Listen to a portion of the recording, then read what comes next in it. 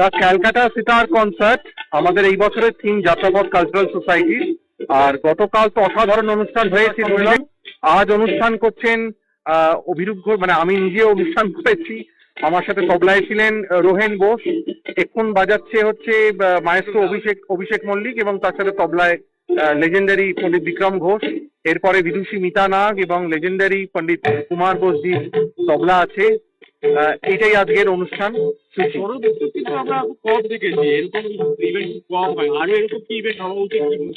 অবশ্যই, কেননা Indian classical music এটা নট ফর অনলি এন্টারটেনমেন্ট, এটা আমাদের ভারতীয় সংস্কৃতির হাজার বছরের ঐতিহ্য পরম্পরা এবং আমাদের চেষ্টা, আমাদের লক্ষ্য যাতে এইটা আগামী প্রজন্মের কাছে সেটা পৌঁছে যায়, তারা যাতে আমাদের সংস্কৃতি সম্পর্কে জানে এবং জানে মানে এই শাস্ত্রীয় সঙ্গীত শুধু যে ভালো লাগার জিনিস তা না, এটা শেখা, সাধনা এবং এর মধ্যে থেকে আমরা কি করে আমাদের একটা স্ট্রেস ফ্রি লাইফ লিড করতে পারি সেটার একটা দারুণ রেসপন্স আমরা পেয়েছি।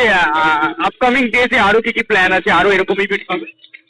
আমাদের আগামী দিনে এরকম অনেক ধরনের, কেননা যাত্রাপথ কালচারাল সোসাইটি প্রত্যেক বছরই কিছু থিম্যাটিক্যাল অনুষ্ঠান করে।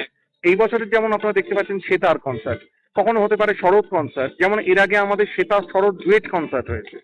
তো আমাদের প্রত্যেক বছর কিছু একটা ইউনিক ভাবনা থাকে যে ক্লাসিক্যাল মিউজিক এবং ক্লাসিক্যাল মিউজিকটা যাতে আমাদের প্রজন্ম, পরের প্রজন্ম এবং সর্বস্তরের মানুষের কাছে খুব গ্রহণযোগ্য হয়ে ওঠে, খুব বেশি পরিচিতি লাভ করে, তাহলেই তো সেটা বেঁচে থাকবে আগামী দিনে।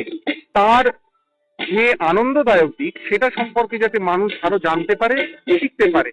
আমাদের ইচ্ছা আছে আগামী দিনে আরো নতুনত্ব কিছু একটা করার, নতুন কিছু আইডিয়া নিয়ে নতুন কিছু থিমেটিক্যাল কিছু করার। সবার জন্য একটা ম্যাচ, প্রায় 40 লক্ষ লোক আপনাকে দেখছে রাইট নাও 91.9 ফ্রেন্ডস এফএম। আচ্ছা, আর সবাইকে এটাই বলবো যে আমাদের ভারতীয় সংস্কৃতি, এটা আমাদের হাজার বছরের প্রাচীন ঐতিহ্য, হাজার হাজার বছরের, এটাকে এগিয়ে নিয়ে যাওয়া, এটাকে শেখা, এটাকে জানা, চর্চা করা, এটা খুব বড় দিক।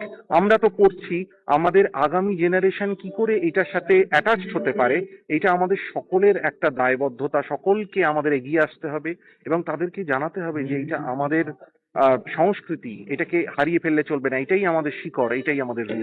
Thank you so much sir, আমাদের সাথে কথা বলছেন। ফ্রেন্ডস হয়ে খুবই প্রাউড ফিল হচ্ছে সীতার উৎসবের সাথে associated. Thank you so much, ধন্যবাদ। Thank you so much. একটা ছোট্ট আবার ব্রেক নেবো, ব্যাক টু স্টুডিও।